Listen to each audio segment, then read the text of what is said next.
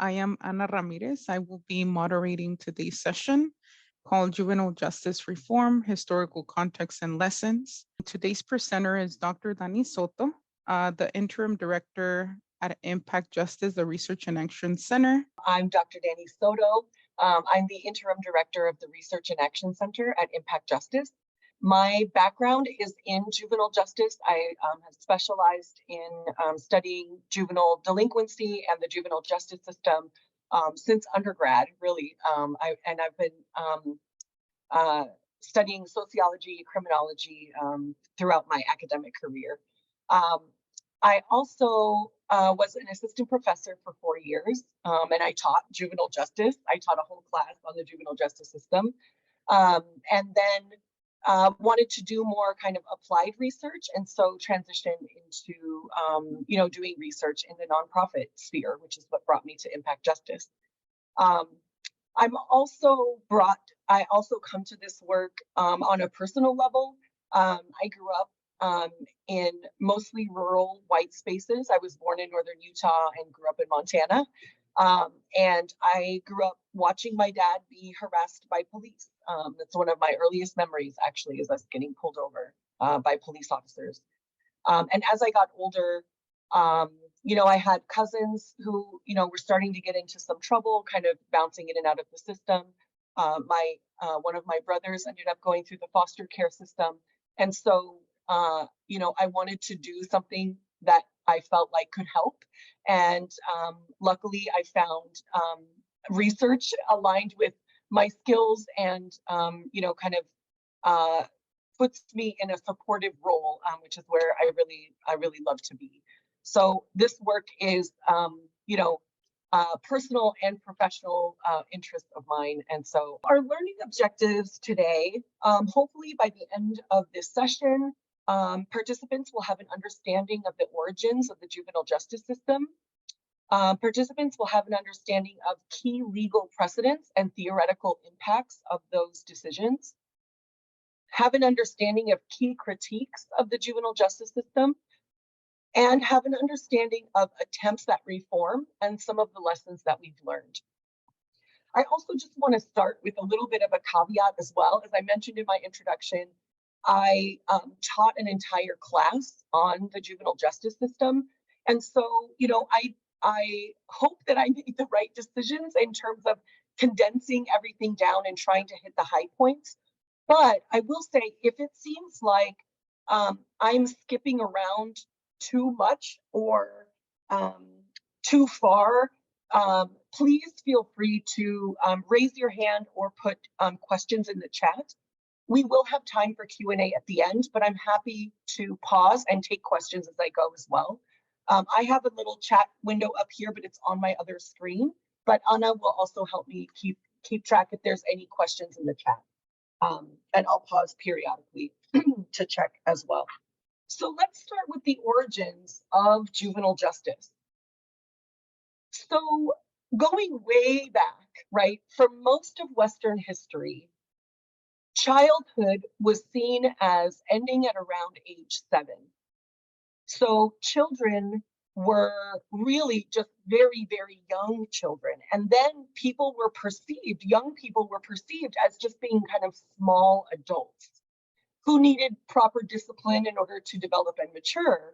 But in the Roman Catholic Church and other similar religions, age 7 is considered the age of accountability, when the understanding was that young people could be held accountable for their actions, that it was expected that they understood the difference between right and wrong, and so they could be held accountable for their actions. And so during this time, there was no separate system of justice for children. Children under the age of 7 were not perceived to even be able to commit a crime because they didn't have we didn't understand them to have the knowledge that they were doing something wrong, right? But then children over the age of 7 could be and were prosecuted and punished for crimes just like adults. There are records of very young children, subject to capital punishment, public floggings, even execution, similar to adults. However, by the early 1800s, Western society came to understand childhood as a special time, as a time that needed to be protected, and a time where children should be molded into productive members of society as adults, right? So children were seen as different than adults. And the age cutoff for childhood was no longer seen as age 7, it was seen as older, sometimes up to age 21 at the time.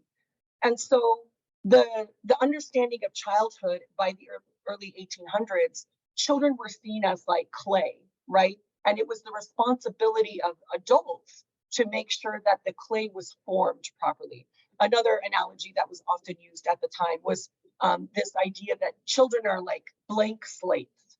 And we have to be very careful what we write on the slate, right? Because children during this time were seen as, it's a very impressionable age, and a time when children needed protecting from the harsh outside world, right? And so courts were not involved in, right? We didn't have a separate system for children. There was just the criminal legal system. And courts were also not involved until this time in child welfare cases either. The exception to that would be if a child was had title, land, or other forms of wealth, that the king could step in and serve as a guardian for that child. But it was more seen as kind of like a political and economic guardianship, right? For other children who were orphans or who might have needed care. There wasn't a court system for child welfare at this time. And so leading up into, the late 1700s, early 1800s, there's a lot of shifts happening in our society. And a lot of that shift and changes is happening against the backdrop of industrialization and urbanization. So the Industrial Revolution, right, really changed the way that people worked. People no longer were, the family unit was not the economic producer anymore. They were factories and things like that, right? So labor changed a lot. This was also a time of incredibly large scale immigration and migration, which made existing cities swell very, very rapidly. We're talking about exponential growth. Cities grew more rapidly during this time than at almost any other time in our history. And so these factors that made these cities grow so fast also decreased the quality of life for most residents of those cities, right? Unless you were independently wealthy and could have your own home and your own space and really have a lot of control over your own life. We're talking about very, very difficult physical labor without hardly any safety standards. Similarly, slum housing, very, very unsafe housing conditions without any safety standards. Those were the realities for most folks who lived in industrialized, urbanized areas. And so with industrialization and urbanization, the child saving movement began, right? If childhood is a special time and children are in a special phase of life that requires protection, then it was seen that children needed protection from these harmful environments, right? Factories, cities, things like that. And so this also happened alongside, right?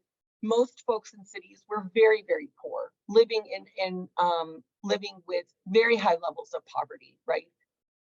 How society, and I mean the people in power in society at that time, understood poverty was they understood it to be a moral failing.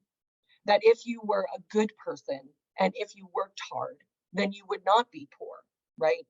And so also with this view of children as being the time, as childhood being the time when you can mold someone, right? The flip side of that was that they understood adults to be kind of fixed, right? Once you fire the clay, you can't mold it anymore. And so this child saving movement sprung up mostly among upper middle class and upper class um, white women, white Protestant women, who really, were correct to be concerned about children, but they were wrong in their assumptions about how poverty came to be, right? And so they focused on children as being potential paupers, right? Paupers meaning like a poor person, right? And so they were children of paupers already, and paupers during that time were undeserving poor. They didn't deserve what they would have called like public charity, because they were assumed to be poor by choice because of their bad decisions, because of their low morals. It was often assumed that people were poor because they drank too much alcohol or gambled, which certainly I'm sure happened, but was also certainly not the reason why most people were poor during this time.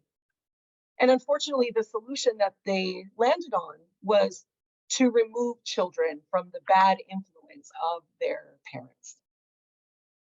And so this led to the development of various types of homes for children, which rapidly exploded in size, became very overcrowded, and most of them exploited forced child labor.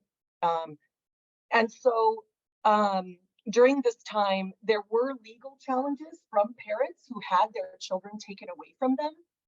But these legal challenges were largely ignored as courts, including the US Supreme Court, ruled that the state had an interest now in caring and protecting for children, not just punishing them if they had committed a crime. So the courts during this time established that it was in the state's interest to care about child welfare, and so they expanded their kind of reach in this sense. And then there are just some images below. Those are some young boys working in a glass factory, and then the picture on the right shows some young girls and some women working in a textile factory. Essentially, these homes became places of forced labor for children. They were taken away from their parents, and their custody was given to these homes. And it was essentially by 1870, the Supreme Court recognized this as a form of incarceration and punishment. And it ruled that you could not essentially imprison a juvenile, a young person, right, underage, unless they had committed a crime. You could not just say, you are in danger of becoming poor, we're going to remove you from your family.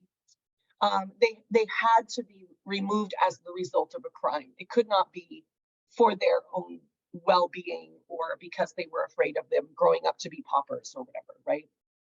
And so, prior to this, obviously, juveniles could be removed from their home if they were in danger of becoming paupers, and they were often held until age 21.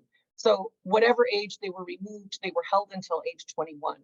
And this power was widely abused.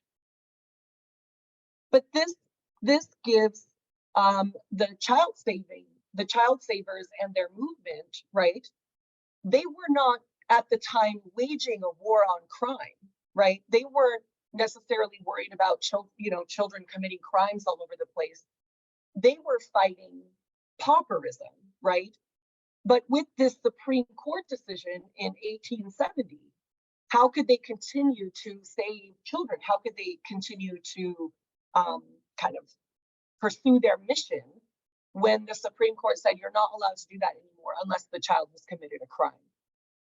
And so this is the birth of the juvenile justice system, right? So they created a new system altogether.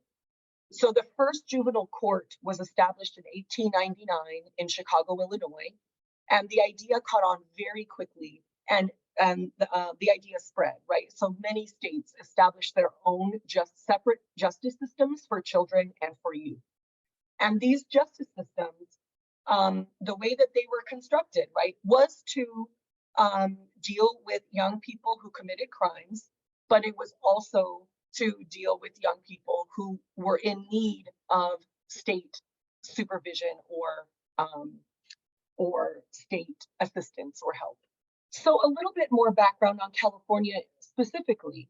So, California was granted statehood in 1850. And at that time, boys were sent to San Quentin. San Quentin is our oldest state prison.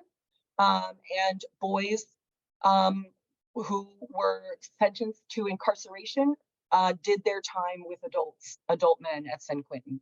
Girls were not sent to prison, but to privately run homes where they were often declared orphans, regardless of whether they had living parents. So it was a legal designation. The state would declare them to be orphans because they didn't have any fit parents. And California was not the only place where that happened. That actually happened a lot more in the East, in the large New England cities.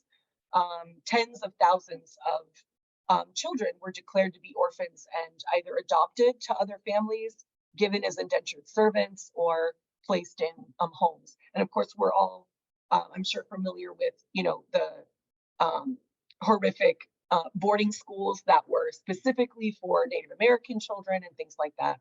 But in 1859, so 9 years after statehood, the state of California did see its first separate facility for juveniles. So instead of sending them to San Quentin, they sent them to the San Francisco Industrial School. And here's an early illustration of that school. This was privately run. It was not state run, but the state could give custody, right, of young people to the industrial school. And then the California Juvenile Court was established in 1903. So about 4 years after the creation of the first industrial school. And so a little bit more background is there is no federal juvenile justice system in the United States. There's no federal level juvenile system. Each state created their own juvenile justice system independently. And so each state is mostly free to set up whatever system they feel is best. Now, there are Supreme Court decisions that put constraints around around certain rights, certain due process rights that now young people have those protections as well. And there are federal oversight bodies in some instances, but really each state is free to organize their juvenile justice system, pretty much however they want. And so that means that we have dozens and dozens of distinctly operating juvenile justice systems in the United States, right? And then in California has moved to dismantle its state level juvenile justice system, at least with regards to incarceration, right? So SB 823 has returned the responsibility of custody and treatment and rehabilitation, all those things, has returned that responsibility to counties. So the state is no longer going to incarcerate youth at the state level. And so this means that individual counties will be supporting more youth. And these are youth who would have otherwise gone to state prison, right? Which means that they have most likely committed more serious harms and most likely also have much higher levels of need, and will also be incarcerated for much longer periods of time than counties are used to kind of handling. So this is very challenging for counties to get ready, and they're already receiving youth back from DJJ, the Department of Juvenile Justice, and things like that. And so the question is, question that's top of mind for me is, how can we better support justice-involved youth at the county level while learning from past mistakes. One thing that I think we're still kind of dealing with the legacy of today is that the juvenile justice system was developed and implemented by people who were deeply concerned about other people's children, right? The child savers, that movement, they were not worried about their own children, right? They had the resources and everything that they needed to give their children the life that they wanted for them, right? So they were deeply concerned about other people's children. And these children were seen as coming from inherently dysfunctional and immoral families. So there was a lot of racism and prejudice wrapped up in the way that the system viewed these children and their families, right? So most of the children, and this from day one of creation of the juvenile justice system up through today, we're talking about mostly children from immigrant groups. At that time, almost all immigrant groups were seen as non-white. If you weren't Anglo-Saxon, so if you were Irish, if you were Italian, if you were Eastern European, those groups, ethnic groups, were not seen as white at the time. So they were also seen as racial minorities. Of course, Native American children, and especially urban children, right? Because of the kind of awful conditions that cities had come to have, right, with rapid urbanization. And so this sentiment, right, that we want to save other people's children and these other people are immoral and bad and all these things, this sentiment has led to the development of a system that is much more harsh than most of us would ever feel is acceptable for our own children, right? So again, many industrial schools were attached to factories where child labor was exploited, and hundreds, if not thousands, of children died in these schools and homes, right? No one would want their child to go through that, right? Forced labor, be removed from their families, things like that. But this sentiment that we're saving other people's children, is an unfortunate lens, I think, that still lingers in some ways today. And so racism and prejudice against poor families resulted in the creation of a very powerful system. Because immigrant, non-white, poor people, and you could also think about other aspects too, non-Protestants, people from different faiths altogether who weren't Christian at all of those things, right? These folks weren't seen as capable of being good moral parents. And so the state was purposefully given incredible power to intervene in their lives. It's also important to note here that, this idea that like kids will be kids will make mistakes, that's kind of, obviously if there's like serious harm committed, that needs to be addressed. But most kids, right, get into trouble, make mistakes, do those kinds of things. But this kind of grace often doesn't extend to kids of color, especially Black youth.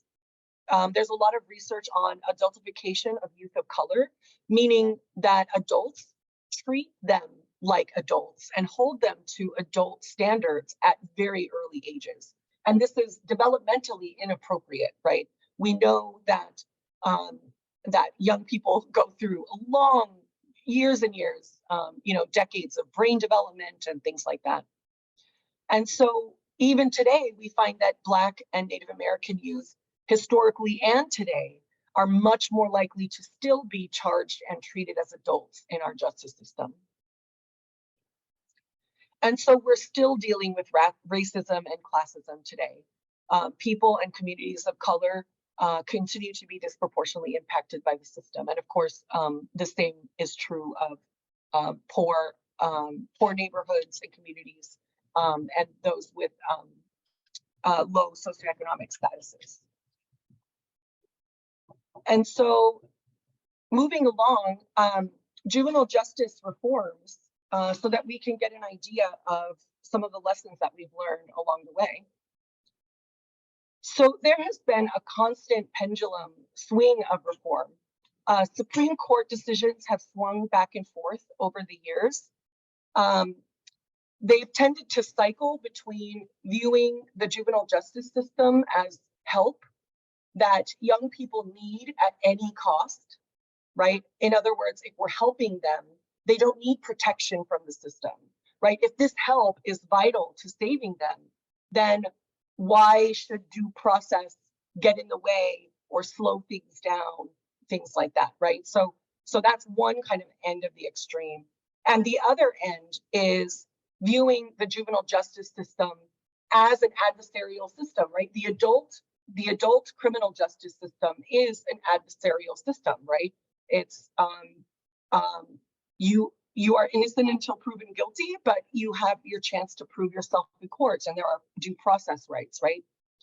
So the other end is viewing the juvenile justice system as an adversarial system in which you need protection of their rights. And these are the decisions where we see things like Miranda rights, right? Those are the rights that folks are read in the case of an arrest, right? You have the right to remain silent. You have the right to an attorney, all of those things. Those Supreme Court decisions extended those rights to juveniles. So there was no assumption that juveniles were entitled to the same due process rights as adults. Those had to be fought in court, and sometimes the court ruled one way and sometimes the court ruled the other way. And so for more than 100 years, right, the first juvenile court was established in 1899. So for more than 100 years, 100 and a quarter century, 1.25 centuries, we've struggled to make real improvements to our juvenile justice system. While some good changes have been implemented, right, we definitely have made progress, we haven't been able to escape thus far the kind of pendulum swings of public opinion.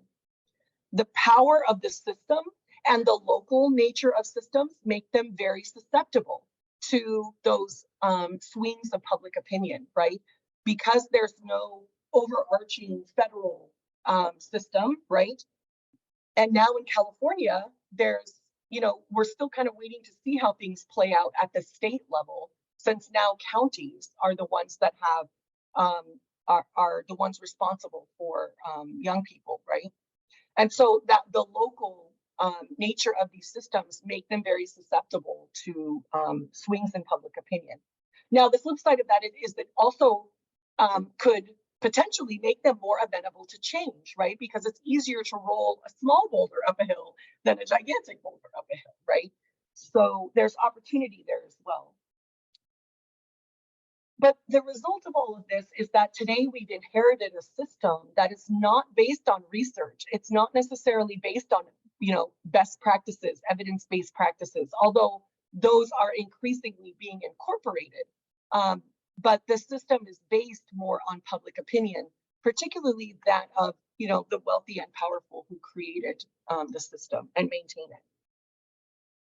And so let's go over quickly over some of those kind of constants in public opinion. So the first is that the majority of people overestimate crime rates. This happens nationally and locally. For example, I'm here in the Bay Area, I work in Oakland, and so Oakland and San Francisco are often in the news, they're often in the national news too. And, the crime wave that a lot of folks were talking about with regards to San Francisco in particular has not actually materialized in the way that people were talking about it, right? So media representations of crime are seldom accurate, hardly ever give proper context to understanding what's going on. And so that leads to people almost always overestimate crime rates. Our crime rates nationwide and statewide have been on the longest period of decline in our history.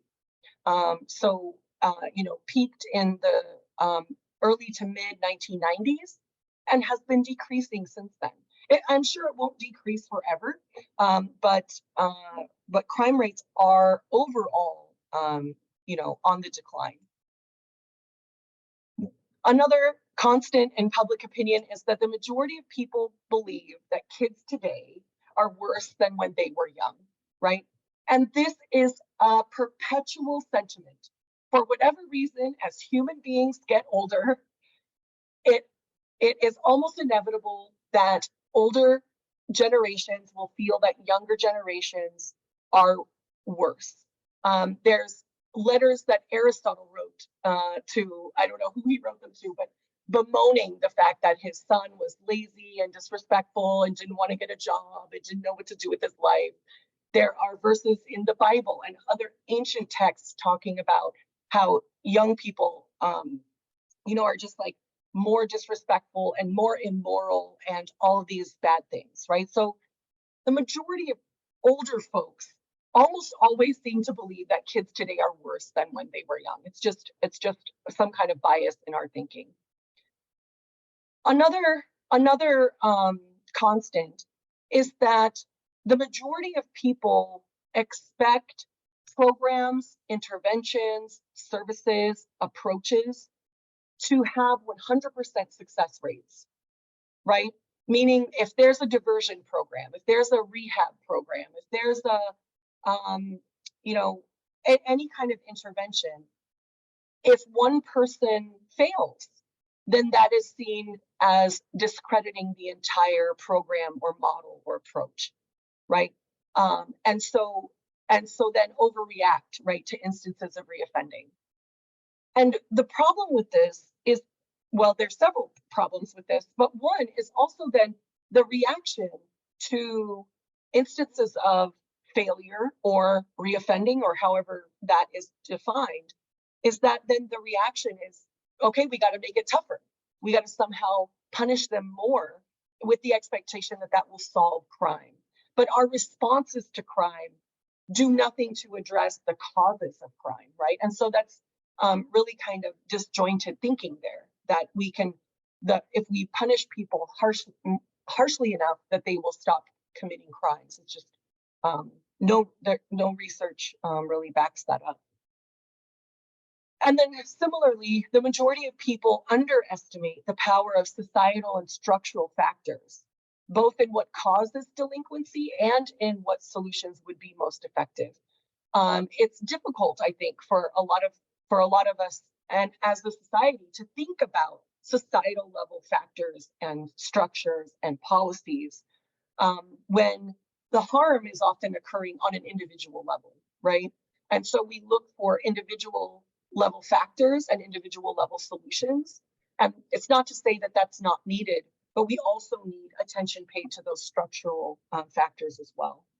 And so all of these public opinions have been true over more than 50 years of public opinion research. And we can go further back than that on some of these, right? Like kids today are worse. Like there's so many, like even like humorous examples of people throughout history kind of lamenting the state of, today's youth. This public opinion is a really powerful driver in the cycles of juvenile reforms that we've seen over the course of history. And so when people believe that crime is too high, we're going too easy on those kids, right? Like people are offending, we need to increase punishment. That's going to be our response to crime. That is what happens typically. We see an increase in punishment. We see decreases in effective intervention. We see more resources placed downstream rather than upstream, right? More resources to police, more resources to prisons, rather than community-based, right, upstream interventions, even when we know that they're more effective or more effective ways of, excuse me, of intervening.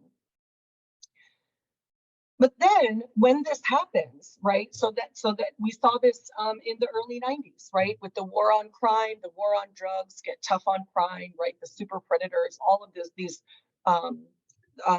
this legislation that was passed during that time. The pendulum kind of swings the other way, right? Then public opinion becomes outraged by abuse that happens, right? When we create very harsh environments, particularly for children, those are going to have really negative outcomes, right? So then when we realize children are being abused in this system, we're being too harsh, right? Then it cycles back to, okay, we need to increase effective intervention here. We need to decrease punishment. What we're doing is not working, right? Unfortunately, so far throughout our history, we've never been able to sustain that kind of trajectory of reform um, in the increased effective intervention, decreased punishment. We've never really been able to sustain that momentum. It almost inevitably goes back to, oh, but we're being too easy on them. You know, crime is high. Look at what's happening, and then we see a backlash, and we see this in the polls as well, unfortunately. And so overcorrections, right, have happened throughout history. And, you know, it is my hope that we will be able to kind of stop this cycle and interrupt it in a way that really is on a steady path of progress. But thus far, this is what we see. And so not all of our reforms have been good, right? We had quite a few misguided reforms, particularly in the 1990s and the early 2000s. The tough on crime policies that I mentioned, right? The war on drugs is almost a perfect example of what happens when we criminalize racialized poverty, right? It almost, and people didn't necessarily know this when they were passing laws, right? But almost immediately in the impact of these laws, we saw people of color being arrested at multiple times higher than their rates of use. And we still see that. We still see those disparities today. So that we have the war on drugs is like a perfect example, but we also have 3 strikes laws, right, that originated here in California, unfortunately, and that became very popular. Life without parole, sentencing someone to life without the possibility of parole. That was also those were also sentences given to juveniles until very recently. A Supreme Court decision changed that. The idea of felony murder. This is the idea, or this is the crime that if you are present where there is a felony being committed and someone is murdered, you can be held responsible, even if you had nothing to do with the person's death, or even if you had nothing to do with any kind of violence. And this has resulted in a lot of people being sentenced for murder. And they were, you know, almost literally sometimes at, you know, the wrong place at the wrong time. We also have high mandatory minimum sentences, right? That oftentimes will tie judges' hands when they have to give a sentence for particular crimes. And so all of these policies have directly led to our current system of mass incarceration, right? Which we see on a smaller scale with young people, right? There's not as many young people incarcerated as there are adults, but on a similar scale, it is still mass incarceration of young people on a national level. And so this has created a harmful, dysfunctional system that we're still working to undo, right? Undoing some of those 3 strike laws, life without parole for juveniles at least, right? There have been challenges to felony murder statutes and things like that. Another misguided reform, which I'm sure you all are familiar with, is the deinstitutionalization of mental health services in the 1970s, right? And again, this was in response to pretty horrific abusive conditions that a lot of mental health facilities had, right? And led, rightly so, to public outcry. And so in response to that, most states went through a rapid period of deinstitutionalization, but no other systems of support were put into place, right? So the motives were good. Get people out of these places, shut them down, restore patients' rights, right? They also had very few due process protections, but it has also inadvertently led to our current mental health crisis, right?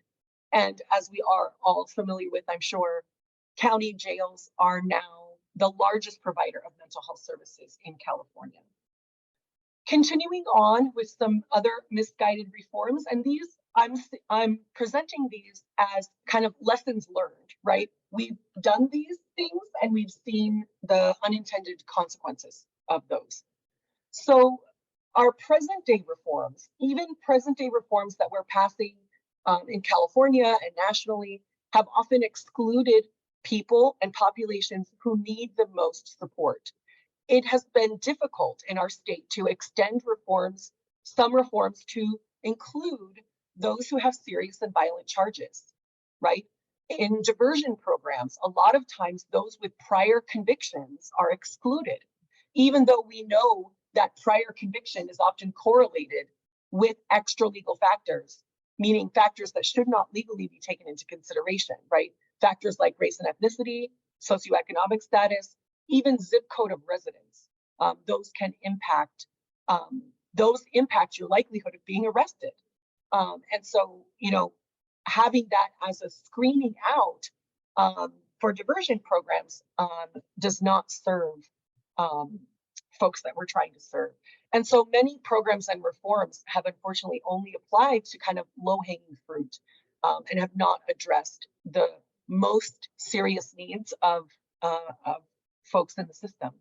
And so addressing mass incarceration and providing real therapeutic services requires including those with serious and violent charges. What do we keep in mind as we are thinking about real change in the juvenile justice system? Challenging and changing systems will always be an uphill battle, always be an uphill battle. Systems are more than the people who are in them. And systems don't want to change on their own, right? It's also it kind of is what it is. Hopefully we can work to change this, but it is the case that most of those folks who are in charge of systems have never been and will never be impacted by that system, right? And so that is also an added difficulty or an added hurdle when we're trying to change the system, because the people in charge, right, the people with the power don't really understand oftentimes the impact of those systems. And so the idea that society holds some responsibility for crime and harm that's committed is threatening to existing systems, because if society changes, our systems would have to change, right? So that's another kind of hurdle, is that that systems would have to change in order for us to understand and act on the idea that society is responsible or holds at least some responsibility here, right? And the state will, using the state generally meaning government, I don't literally mean like the state of California, but the state will generally always be supportive of the expansion of system power, because systems are an extension of its own power, right?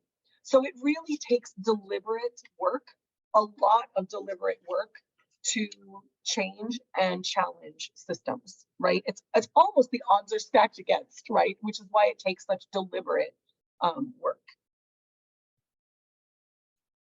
So one goal of systems change is often to push for power and resources to be reallocated, sometimes back, to local jurisdictions and communities, right?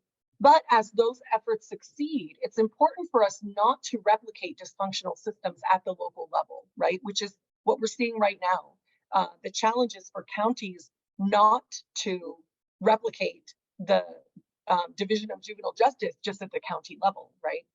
We need to ensure that racial and ethnic disparities are not replicated.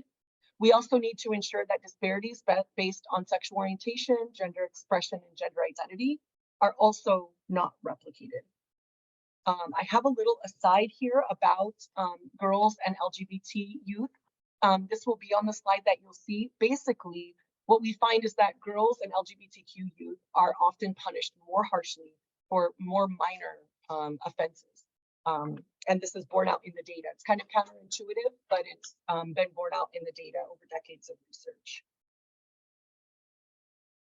We also need to ensure that we're not net widening because we've created a better system. Just because the system is better and not as abusive doesn't mean that it would benefit more youth to be caught up in it, right? This is dangerous thinking that leads to higher incarceration rates, more in the name of help, right? People should be given the supports they need. And in the juvenile justice context, most young people have the highest rates of success with no system contact at all. Community-based services are always going to be more effective than system-based services. And we've seen examples of real change.